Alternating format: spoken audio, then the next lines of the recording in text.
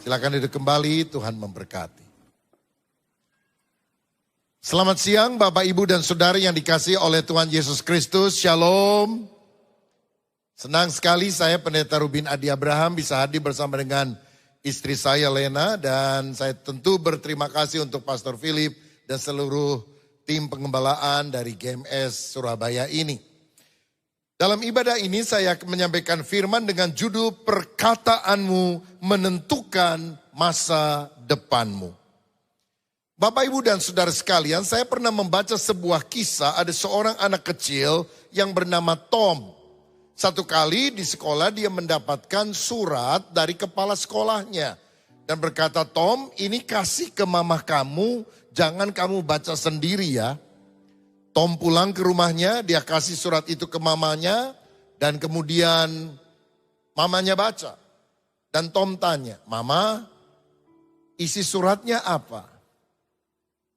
Mamanya agak terbata-bata menjawab dan dia bilang, ini Tom, surat ini bilang bahwa kamu itu murid yang terlalu pinter. Sehingga tidak ada guru lagi yang sanggup mengajari kamu.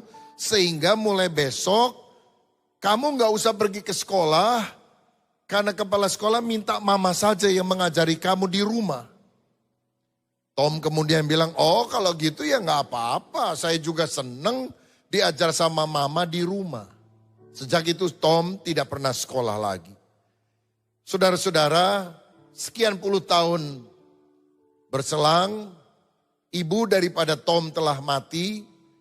Dan satu kali Tom ini menjadi seorang yang sudah dewasa dan dia mencari surat-surat lama. Dia bongkar-bongkar properti yang lama dan tanpa sengaja dia temukan surat yang dulu pernah dikirim oleh kepala sekolah kepada ibunya. Dan waktu dia baca, bunyinya adalah, anakmu terlalu bodoh, tidak ada lagi guru yang bisa mengajari dia. Bawa pulang anakmu, kamu ajar sendiri. Ternyata ibunya membacakan dengan versi yang berbeda. Coba kalau ibu itu benar-benar membaca sesuai dengan apa yang telah didakwakan atau divonis oleh kepala sekolah, Tom tidak akan menjadi orang yang berhasil. Di kemudian hari Tom ini dikenal dengan nama Thomas Alva Edison, penemu terbesar sepanjang masa. Karena apa? Ada seorang ibu yang memiliki pandangan yang berbeda dan mengucapkan kata-kata yang tepat. Dan itu menentukan masa depan bagi anaknya Thomas Alva Edison. Amsal 18 ayat 21 berkata, hidup dan mati dikuasai lidah, siapa suka menggemakannya akan memakan buahnya. Hidup kita, mati kita, keberhasilan kita atau kegagalan kita sangat tergantung dari apa yang kita ucapkan.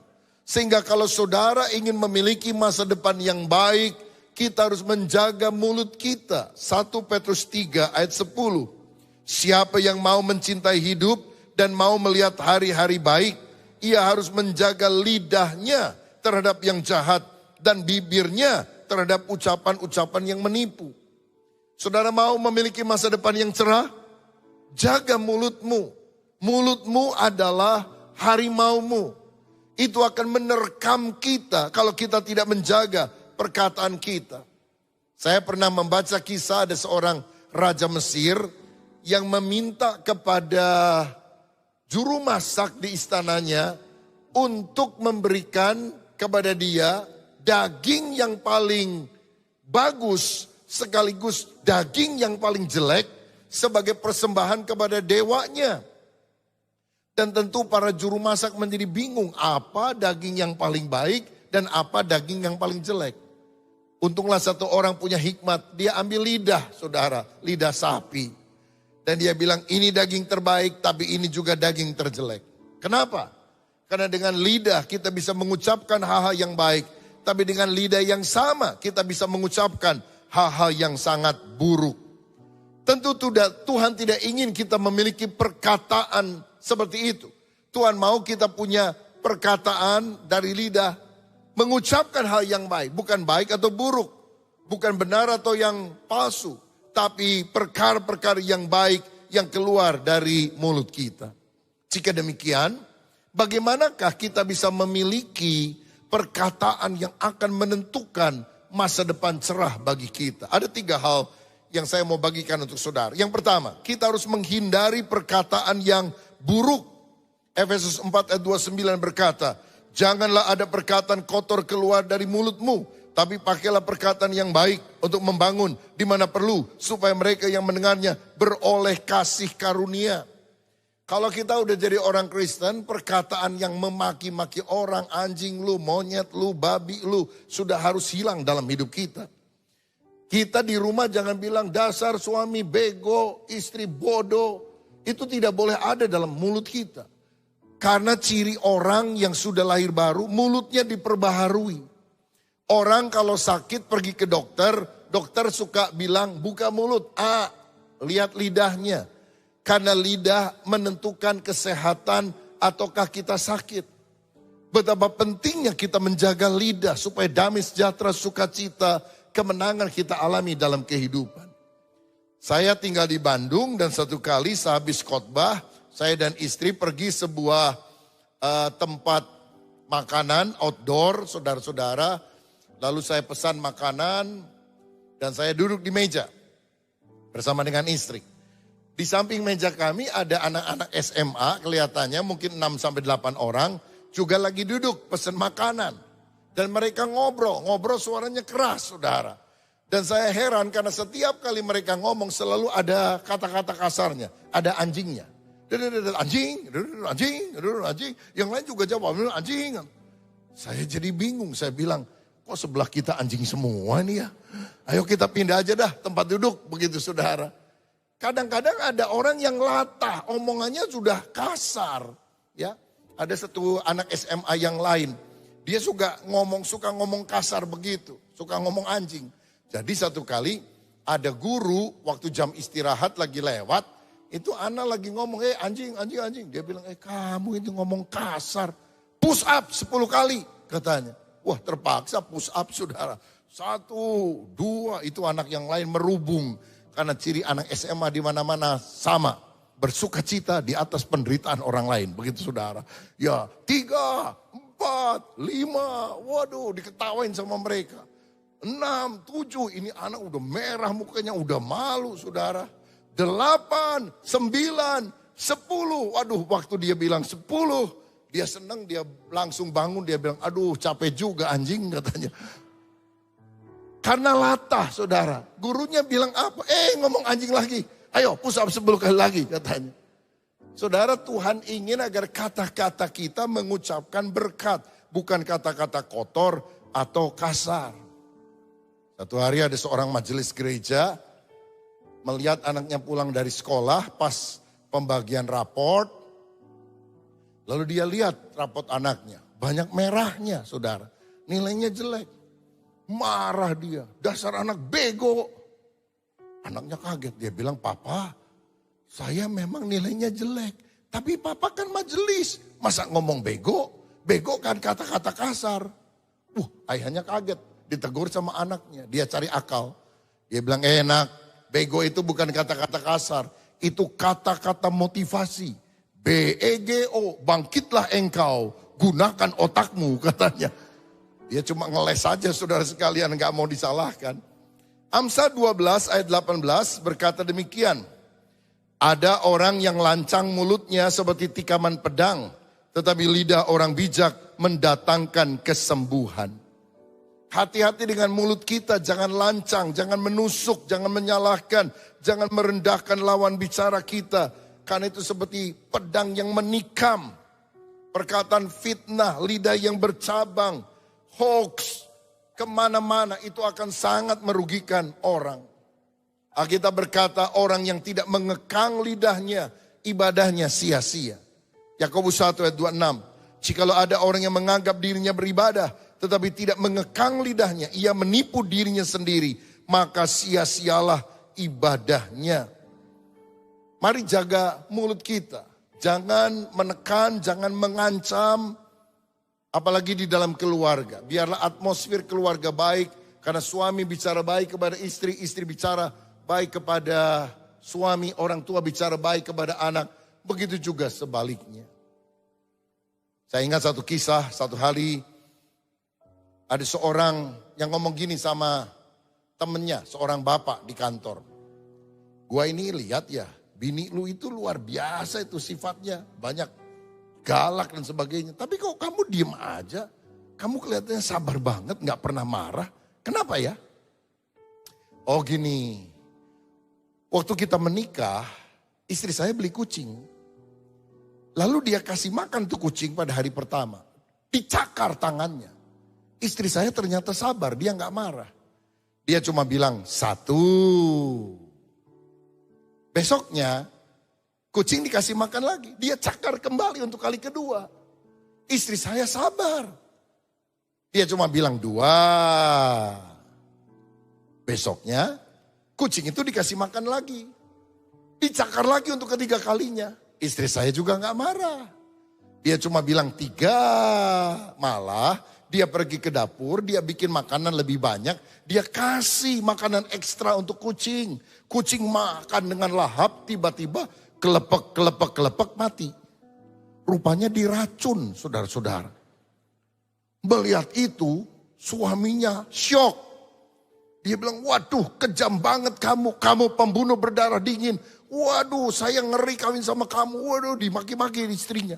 Istrinya diam aja, tiba-tiba dia bilang 1 katanya. Sejak itu saya tidak pernah marah sama istri saya. Jadi bapak-bapak, kalau istrimu sudah bilang 1, banyak-banyak doa puasa. Jangan-jangan diracun dia. Nah, ini adalah perkataan yang mengancam. Dan tentu di dalam keluarga, dalam rumah, dalam relasi satu dengan yang lain, kita harus menghindarkan kata-kata yang menakutkan semacam itu. Dalam Mazmur 141 ayat 3, firman berkata, awasilah mulutku ya Tuhan, berjagalah pada pintu bibirku. Pemazmur bilang, Tuhan daripada aku mengucapkan kata-kata yang salah, pasang gembok di mulut, supaya apa yang aku ucapkan hanyalah hal yang berharga. Jadi kalau kita mau mengucapkan sesuatu, coba pakai 3 filter ini. Pertama, apakah itu benar? Yang kedua, apakah itu perlu untuk saya sampaikan? Yang ketiga, apakah ini membangun? Apakah itu benar? Kan kadang-kadang kita menyampaikan berita yang tidak terverifikasi. Sudah sharing dulu sebelum disaring. Ternyata tidak benar, ternyata hoax. Jadi apakah itu benar? Yang kedua, kalaupun memang benar, apa perlu kita sampaikan kepada orang lain? Dan kalau kita rasa perlu, apakah cara membicarakannya juga baik sehingga membangun orang lain dan tidak meruntuhkan? Kita mengajarkan kata sia-sia yang kita ucapkan harus kita pertanggungjawabkan pada hari penghakiman. Jadi bagaimana supaya kita memiliki masa depan yang baik? Hindarilah perkataan yang buruk. Yang kedua, kita juga harus mengembangkan kuasa dalam perkataan. Sekian tahun yang lampau, saudara, ada seorang profesor Jepang yang bernama Masaru Emoto.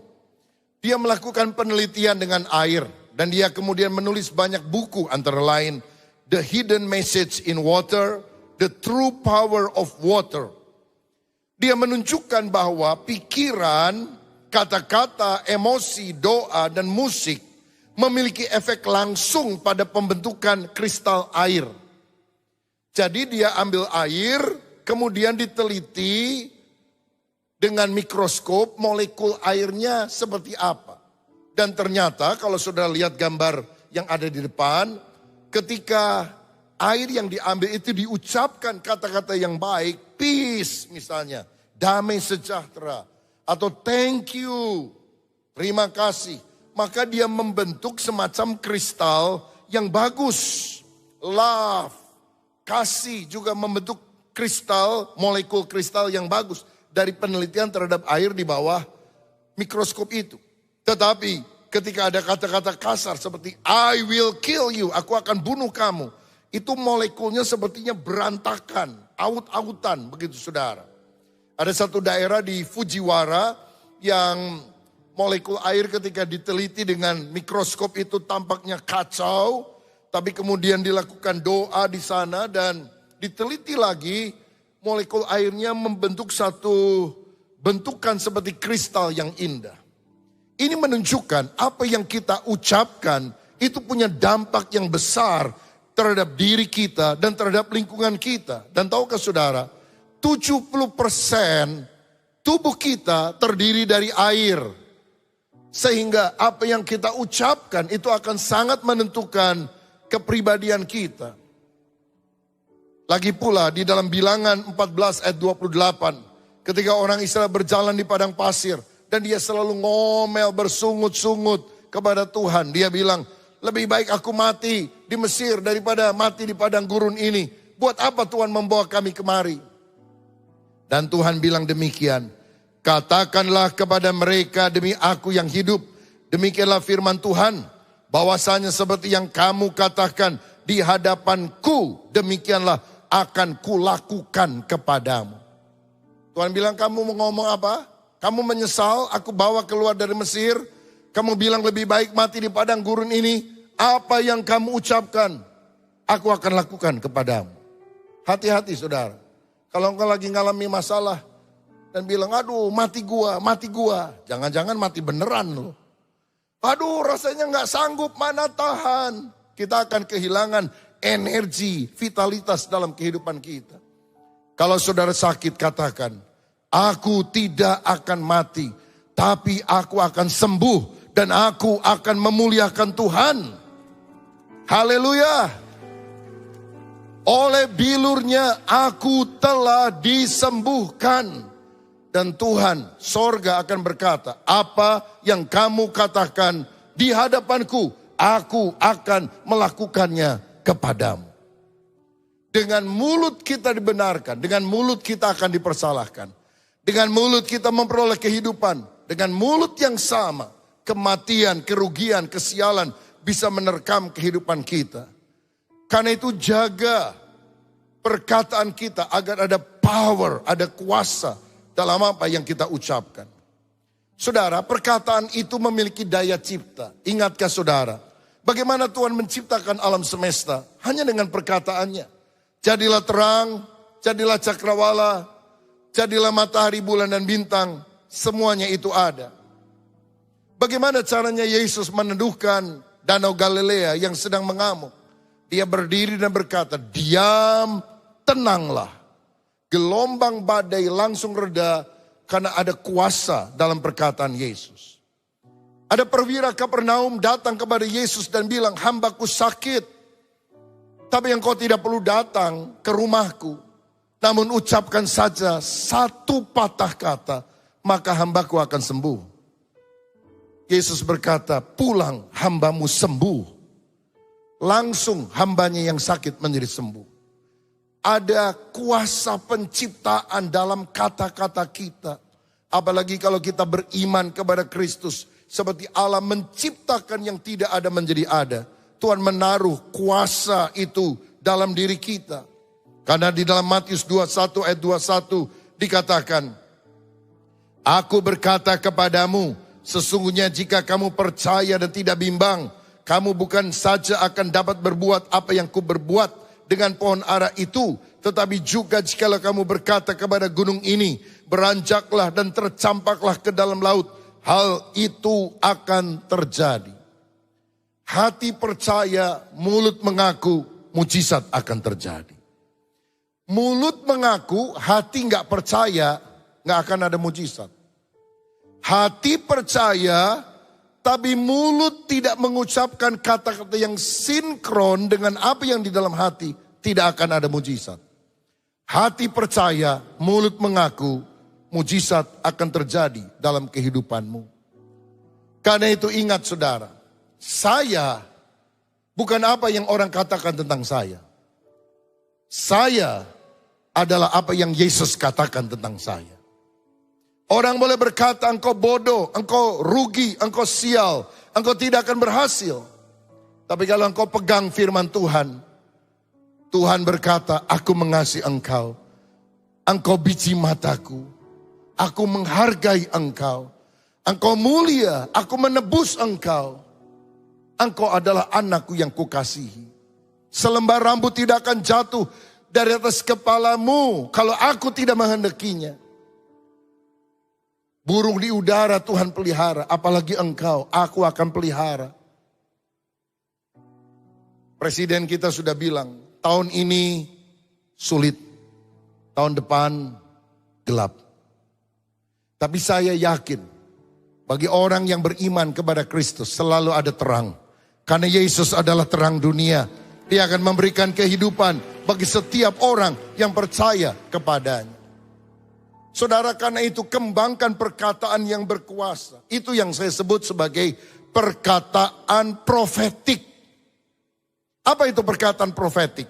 Itu bukan berarti nubuatan, misalnya, hai anakku, dengarlah aku berbicara kepadamu. Tidak harus selalu seperti itu. Perkataan profetik adalah perkataan yang diucapkan dengan iman dari tidak ada menjadi ada. Ketika engkau melihat anakmu sakit, engkau berkata, Tuhan, engkau melihat dia sakit. Tapi aku perkatakan dalam nama Yesus, kesembuhan dia alami saat ini. Terima mujizat. Itu perkataan profetik.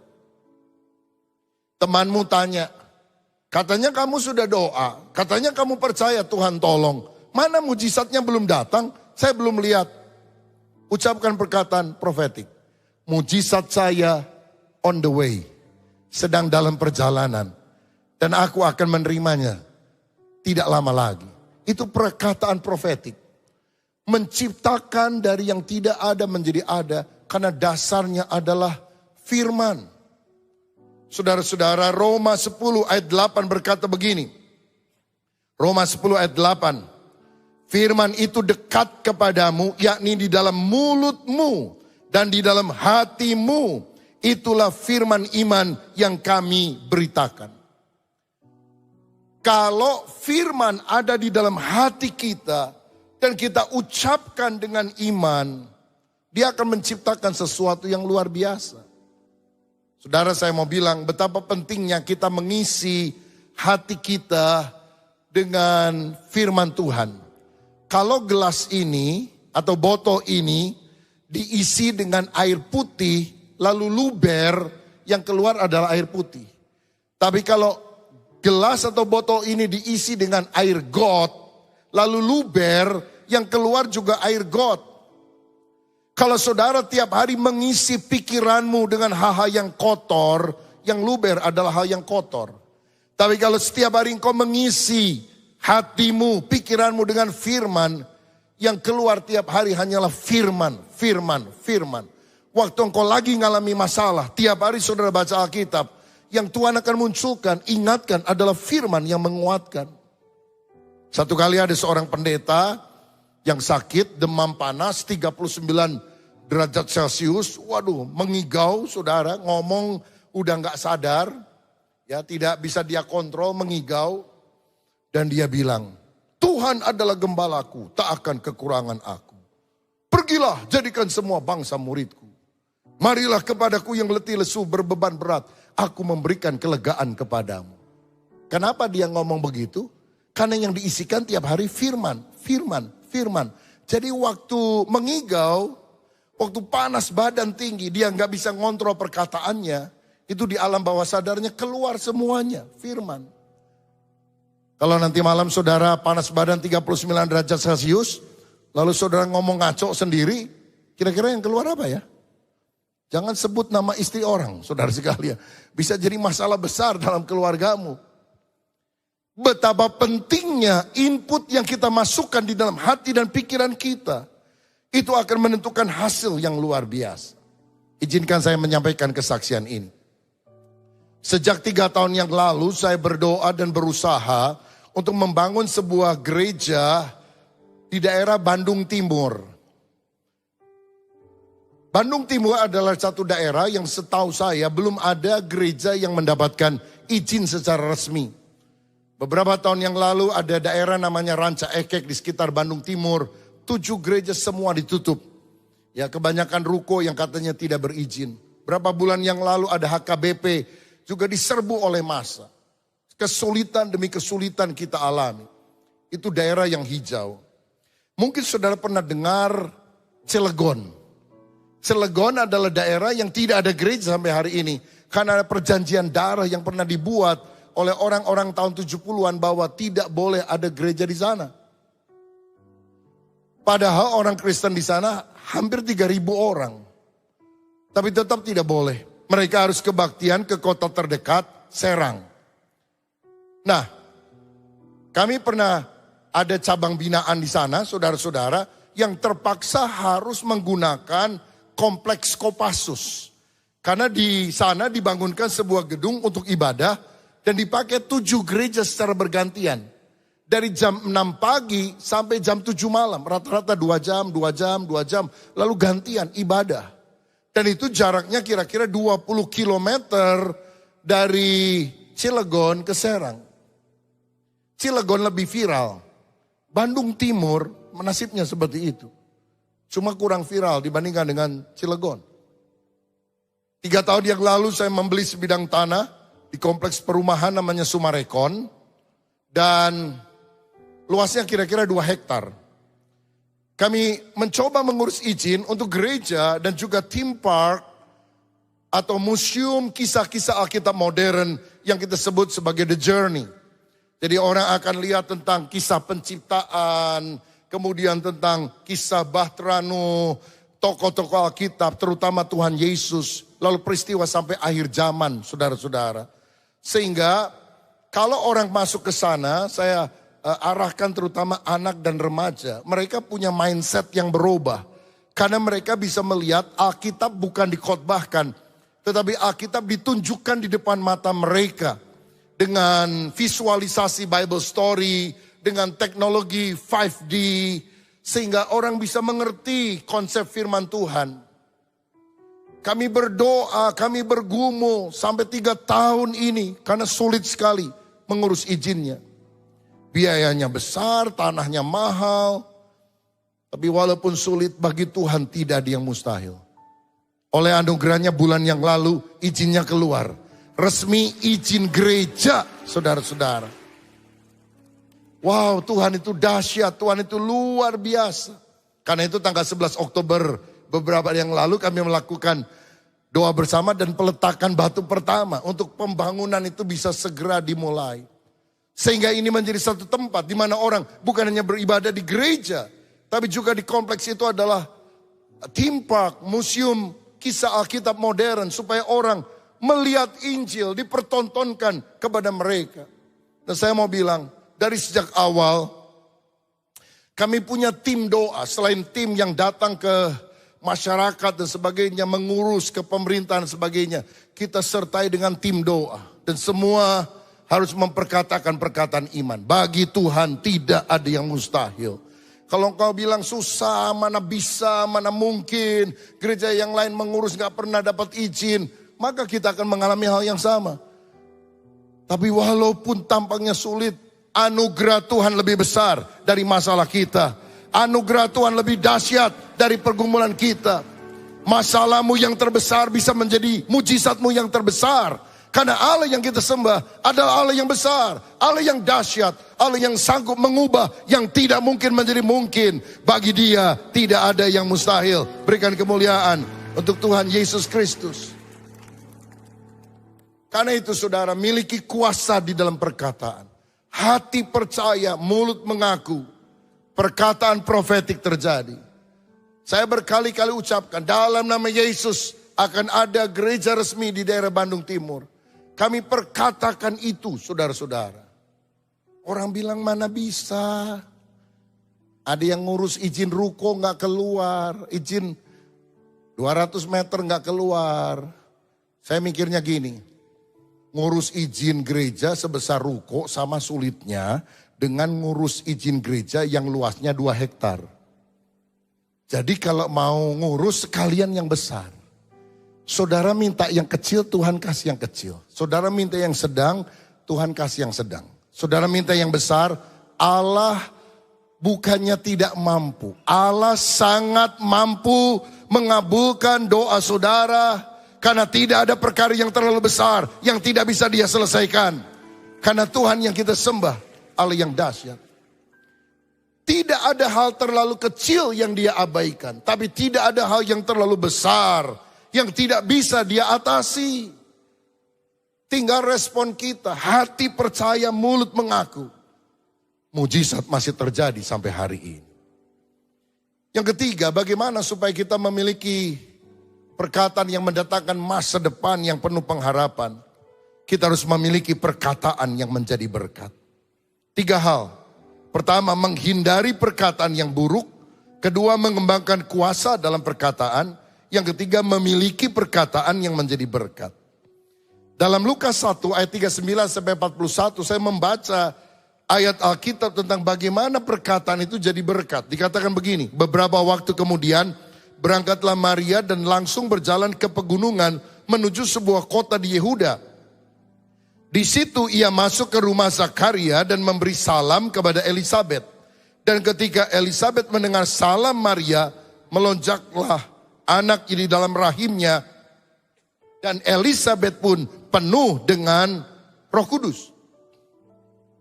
Jadi waktu Maria membuka mulut mengucapkan salam, Shalom. Itu bayi dalam kandungan Elisabet, Yohanes Pembaptis, melompat sukacita. Dan Elisabet penuh dengan Roh Kudus. Wah, ini dahsyat banget saudara.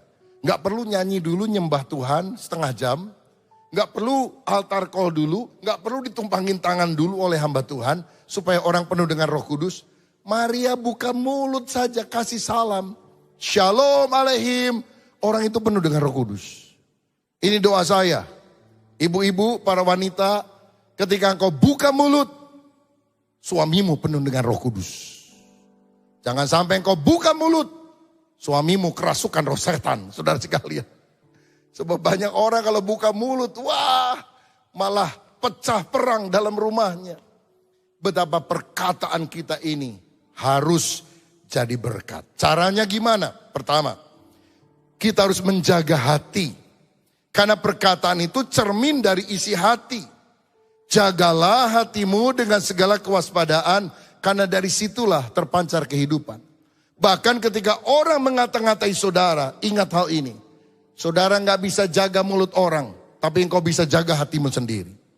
Jaga hatimu, karena Lukas 6 ayat 45 berkata, orang yang baik mengeluarkan barang yang baik dari perbendaharaan hatinya yang baik.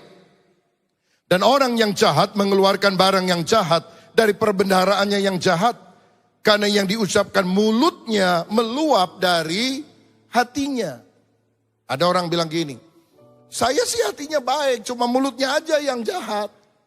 Nggak ada ayatnya saudara sekalian. Karena Alkitab bilang, kalau hatinya baik, mulutnya juga baik.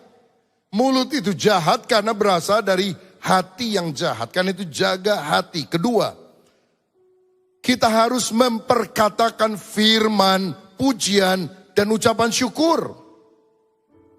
Mazmur 71 ayat 8, mulutku penuh dengan puji-pujian kepadamu, dengan penghormatan kepadamu sepanjang hari. Tiap hari mari kita suka memuji menyembah Tuhan. Nyanyi pujian untuk Tuhan. Ibrani 13 ayat yang ke-15. Sebab itu marilah kita oleh Dia senantiasa mempersembahkan korban syukur kepada Allah. Yaitu ucapan bibir yang memuliakan namanya. Banyak menyembah Tuhan, banyak menyanyi, setel lagu rohani. Nyanyi ikuti. Tapi suara saya jelek Pak. Gak apa-apa, kencengin aja itu volumenya. Saudara nyanyi agak pelan, kan jadi bagus. Tapi saya lagi punya masalah yang berat Pak. Justru nyanyinya harus lebih keras. Karena ketika engkau menyanyi dengan keras, engkau akan sadar. Ternyata suaramu lebih parah dari masalahmu, saudara sekalian. Jadi lumayan ada penghiburan sedikit di dalam hati. Belajar mengucap syukur. Bukannya karena keluarga kita sudah harmonis maka kita mengucap syukur. Tapi kalau kita banyak mengucap syukur, keluarga kita akan lebih harmonis. Bukannya karena kita tidak punya masalah maka kita mengucap syukur. Tapi kalau kita banyak mengucap syukur, masalah kita akan diselesaikan oleh Tuhan. Bukannya karena kita sudah kebanyakan duit maka kita mengucap syukur. Tapi kalau engkau banyak mengucap syukur, saya mau katakan berkat Tuhan akan mengalir dalam hidup saudara. Karena di dalam ucapan syukur ada kuasa, ada berkat yang luar biasa yang berasal dari Tuhan. Siapa yang percaya? Berikan tepuk tangan yang meriah untuk Tuhan Yesus. Yang ketiga, kita harus memiliki lidah seorang murid, yaitu lidah yang membangun. Yesaya 50 ayat 4, Tuhan Allah telah memberikan kepadaku lidah seorang murid, supaya dengan perkataan aku dapat memberi semangat kepada yang letih, lesu. Setiap pagi ia mempertajam pendengaranku untuk mendengar seperti seorang murid. Miliki lidah seorang murid Yesus. Sehingga perkataan yang keluar itu mengencourage, membangun, menguatkan, bukan meruntuhkan orang lain. Karenanya, terutama yang bagi punya anak kecil, hati-hati. Kalau anak kita nanya, apalagi umur 3, 4, 5 itu kan suka nanya. Ini apa, kenapa, mengapa, gimana. Selalu nanya, kita jawab, dia tanya lagi. Jawab mesti benar, jangan asal-asalan. Ada seorang ibu lagi sibuk, anaknya tanya, Mama, saya ini asalnya dari mana? Mamanya bilang, kamu ini mama lagi sibuk nanya-nanya yang susah-susah. Iya tapi mama, saya ini datangnya dari mana? Kamu tahu gak nak, ada burung bangau terbang, bawa gembolan di paruhnya. Nah itu kamu. Sejak itu anaknya stres. Karena dia bilang, saya bukan anak papa mama, saya anak burung katanya saudara. Ada satu anak lain, nanya juga sama mamanya. Mamanya lagi sibuk. Mama, kenapa rambut mama mulai banyak putih-putihnya ya? Karena kamu nakal tahu. Tiap kali kamu nakal, rambut mama muncul satu putihnya. Anak itu malah tersenyum. Dia bilang, oh kalau begitu saya mengerti. Kenapa nenek rambutnya putih semuanya? Itu karena pasti mama nakalnya luar biasa ya katanya. Mamanya gak bisa jawab saudara sekalian. Karena apa? Ngomong sembarangan. Karena itu hati-hati dengan perkataan kita. Minta lidah seorang murid. Kita mendengar firman, kita taat, kita mengucapkan kata-kata yang membangun. Yang keempat, bagaimana kita memiliki perkataan yang jadi berkat. Kita harus menyelaraskan perkataan dan perbuatan kita. Bukan cuma ngomongnya bagus, tapi perbuatannya berbeda. 1 Yohanes 3 ayat 18. Anak-anakku, marilah kita mengasihi bukan dengan perkataan atau dengan lidah, tapi dengan perbuatan dan dalam kebenaran. Satu hari ada keluarga mengadakan mesbah doa keluarga. Dan papa berdoa, Tuhan berkatilah orang-orang miskin di ujung gang ini. Supaya mereka bisa dapat makanan yang baik. Mereka juga bisa menyekolahkan anaknya yang baik. Setelah amin, anaknya yang kecil bilang, Papa, boleh nggak saya minta dompet papa? Buat apa? Saya akan mengabulkan doa papa. Saya akan kasih uangnya semua buat orang miskin di depan gang itu. Supaya mereka bisa beli makanan. Supaya dia bisa sekolahkan anaknya. Papanya bilang, jangan gitu nak, tugas kita cuma berdoa, memberi tugas orang lain. Nah itu artinya cuma ngomongnya bagus tapi tidak menyatakan kasih di dalam tindakan. Saya percaya kita hidup harus jadi berkat bagi banyak orang. Izinkan saya menyampaikan kesaksian ini. Mulai dari tahun yang lalu, saya digerakkan Tuhan untuk menolong gereja-gereja yang bangunannya sangat jelek. Yaitu gereja yang kira-kira sudah ada sekitar 10 tahun.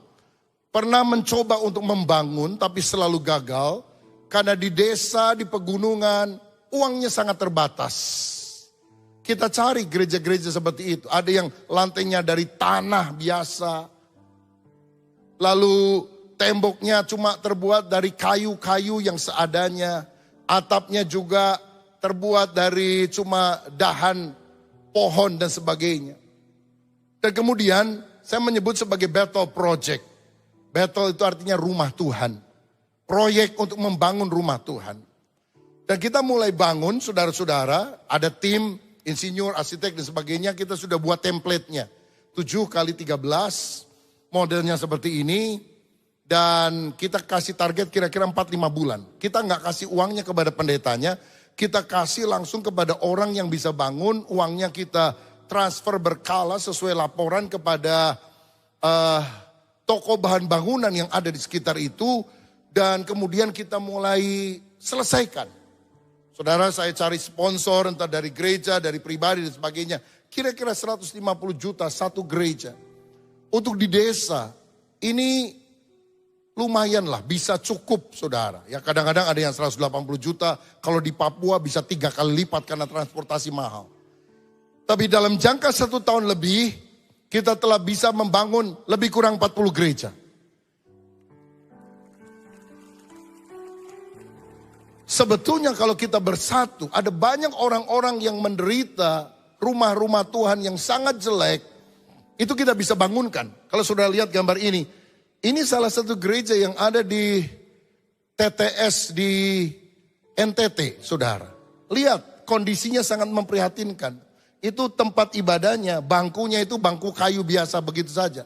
Bangku tukang bakso lah ya. Ya jadi kalau saya duduk di sini, dia duduk di sana, begitu dia berdiri saya jatuh, saudara sekalian. Nah kami bantu mereka dan kemudian kita kasih target 4-5 bulan supaya itu bisa selesai. Lalu kemudian setelah jadi ada anak-anak Tuhan yang juga tergerak melengkapi dengan kursi. Kadang-kadang 100 kursi untuk satu gereja, sound system, musik dan sebagainya. Dan saya bersyukur karena di tengah pandemi ini kita bisa gunakan Zoom untuk pertemuan. Jadi 2 minggu yang lalu kita resmikan ada 5 gereja di Maluku Utara. Dan saya nggak usah datang ke sana. Saya utus orang untuk datang ke sana. Tapi saya nggak perlu datang di tempat karena semua bisa dilakukan dengan Zoom. Agustus kemarin kami resmikan langsung 10 gereja. Jadi saya sebut nama gerejanya di beberapa tempat di Sumba, di NTT, di Kalimantan Barat. Saya sebut nama gereja masing-masing dan saya bilang, saya resmikan dalam nama Tuhan Yesus Kristus. Amin. Ini untungnya saudara-saudara, pada zaman pandemi kita bisa pakai Zoom. Nggak usah terbang ke 10 titik. Ya, ada di kamar, di rumah. Dan saya lakukan pakai Zoom. Dan jemaat juga yang mengikuti Zoom. Zoom ringah saudara. Karena mendapatkan hadiah sebuah gedung gereja baru. Paskah kemarin ada 5 gereja yang selesai.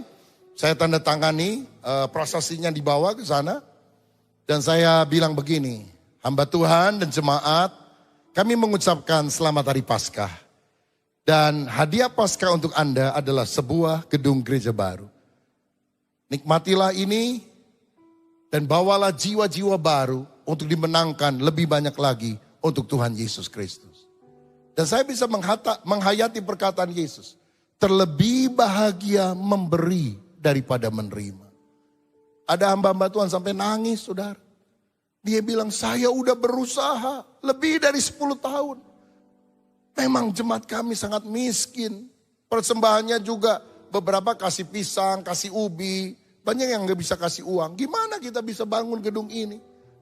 Tapi untung kami disentuh dengan Bethel Project. Dan saya bilang, pokoknya Pak Pendeta tenang saja. Izinkan kami membangunkan, nanti terima kunci saja. Karena banyak orang di daerah dikasih duit 150 juta juga gak jadi apa-apa saudara.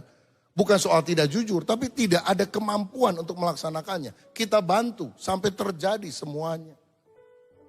Ada satu hamba Tuhan, waktu saya ikuti dengan Zoom, dia memberikan kesaksian dengan mikrofon sehingga bisa dengar lebih jelas. Dia bilang, Bapak Ibu, 1 tahun lebih lalu saya sudah begitu frustrasi dalam pelayanan karena saya tidak melihat buah dalam pelayanan. Teman-teman saya bisa bangun gereja besar, saya untuk membangun gereja jelek aja gak bisa. Saya sudah mau mundur dari pelayanan. Saya bilang Tuhan kau pilih kasih. Waktu saya lagi doa seperti itu, sepertinya Roh Kudus ngomong begini. Anakku kamu setia, aku yang akan bangunkan. Dia bingung gimana cara bangunkannya. Sudah 10 tahun lebih nggak ada hasil. Tapi mulai itu dia ucapkan perkataan iman. Dia ngomong, jemaat mari kita setia. Tuhan ngomong sama saya, Tuhan yang akan bangunkan gerejanya. Jemaat tanya, caranya gimana Pak Pendeta? Saya juga nggak tahu katanya. Tapi 1 tahun itu terus dia ulang. Tuhan akan bangunkan gereja untuk kita. Sampai seorang tim kami melihat gereja yang sangat jelek dan kemudian 4 bulan kita selesaikan. Dan hari Paskah kemarin jadi saudara. Dan jemaatnya bilang, dan pendetanya bilang, ini loh yang Tuhan janji tahun yang lalu. Anakku kamu jangan mundur, kamu setia. Aku yang akan bangunkan gereja bagimu. Saya percaya mujizat masih terjadi. Karena itu biarlah bukan hanya perkataan kita yang jadi berkat. Hidup kita mau dipakai Tuhan menjadi berkat. Menjadi alat kemuliaannya bagi orang-orang di sekitar kita. Selamat siang.